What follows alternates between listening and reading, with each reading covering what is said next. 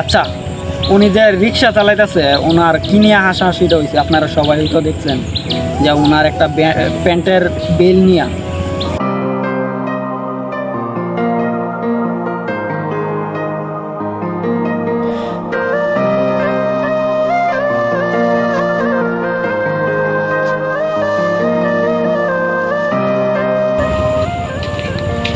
বন্ধু, আজকে ফেসবুকে একটা ভিডিও দেখে অনেক খারাপ লাগছে, তুই দেখছিস?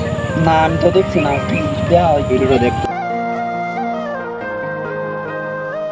আচ্ছা, সবাই আগে ভিডিওটা দেখুন স্ক্রিনের।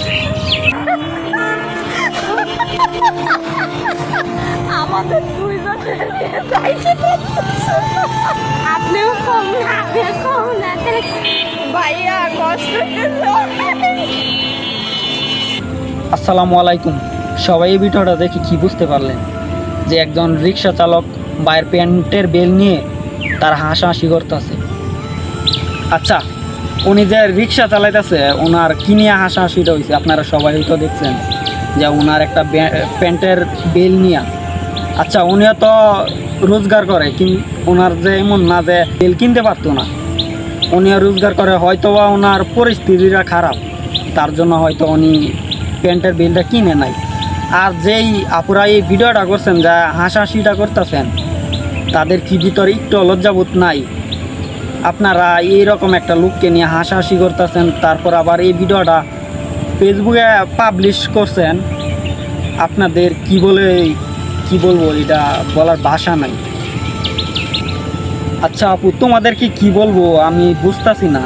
তোমরা হয়তো বড় লোক বাপের সন্তান, তাই হয়তো গরিবের কষ্ট বুঝো না। যদি গরিব হয়ে জন্মাইতা তাহলে হয়তো বুঝতে পারতাম।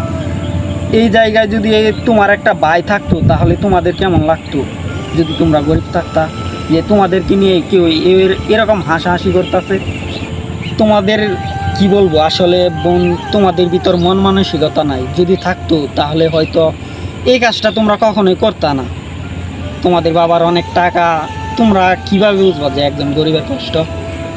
উনি হয়তো জানে যে এই রিক্সা চালাইতেছে, উনি জানে যে কতটা কষ্টে আছে।